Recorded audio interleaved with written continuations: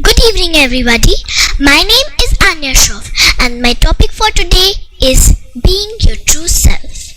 Being your true self. Do the things that you're meant to do.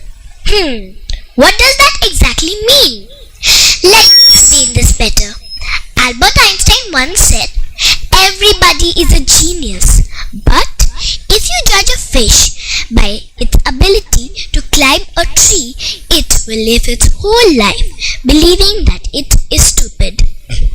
We all are often compared with others and are expected to do the things that others do. And because sometimes this pressure becomes so immense that we completely forget our own abilities and start aspiring to be like others. This leads to failure, disappointment, and in turn unhappiness.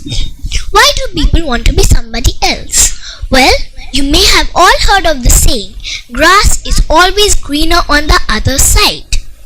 But once you get to the other side, the grass on your own side begins to look greener. That is the truth of life. Now, in the movie Bruce Almighty, Bruce could not be happy with the powers of God Almighty himself, let alone the humans. I believe if one must feel the need to compare, then the comparison should be made by one's own highest goals. The grass on the other side may appear greener than yours, but if you give your own grass time to water it and proper nourishment, it would be just as green. I once read a book called Just Mabel, where Mabel was convinced by 3 of her classmates that her name was not good enough to become a famous singer. She got convinced and started following their advice. She even tried to change her name. However, she realized that Mabel was a wonderful name and she could become anything she liked as long as she was her true self. People often wonder about who their true self is. So here is a way to look for a solution. Why don't we invert this problem to who is not my true self? What am I not meant to do? So by this, people will slowly be able to eliminate options and explore the rest and finally be able to know who their true self is. I have also often thought about who my true self is. Let me tell you a little bit about myself. I love reading and dancing, and of course, I'm most comfortable doing those activities. So does that mean I should limit myself only to my comfort zone? Absolutely not. Had I been doing the things only in my comfort zone, I wouldn't be here talking to you all. Being your true self means first finding one's strengths and then striving to reach the higher goals. When I was younger, my father would often ask me what did I want to do when I grew up. Back then, I would say a magician because I was so enchanted by magic shows. Later, I wanted to be a doctor, for I found my Bua and Fufaji's work inspiring. They both are doctors. Today too, I want to be so many things. And guess what? My father doesn't ask me the same question anymore. Instead, his question now is, "Anya, what is that you love to do?"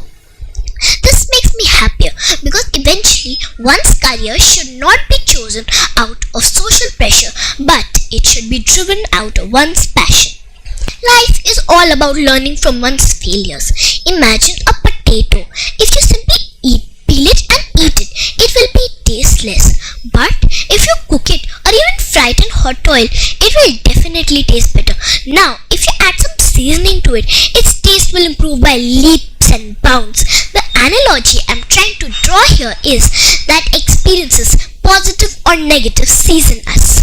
When we are faced with hurdles or hardships, we may feel miserable at that time, but we will always emerge stronger and, if I may say, tastier, just like a potato. There's so much to learn from everything around me. The potato was one example and my 9-month-old sister is another. She's an explorer and anything she finds around is food for her. So she quickly puts it in her mouth. She's free of care and believe me, she's the happiest person I've ever met. So I should say she's happy because she's always her true self. I guess she does not know any other self. Well, as she will will grow up, she will come in contact with others who will tell her what is good for her and what isn't. Of course, all this advice is well-meaning, but how can others know what is good for us and what isn't? You may argue that they know better for they are more experienced than us, but how can their experiences fit into my life's cast, which is unique? You may think that I'm too young to understand this, but look, are the 5 fingers on my hand alike? No. Similarly, we all are different and unique in our own way. We have a special place and purpose in life. We just need to identify it. What I have understood in my life so far is that our experiences change us and help us discover ourselves in a new way each day. We find our new true self each day, and this quest shall never stop. Look at all these famous people. What do you think is common about them? Can I please have a response? Well, the only thing common about them is that nothing is common.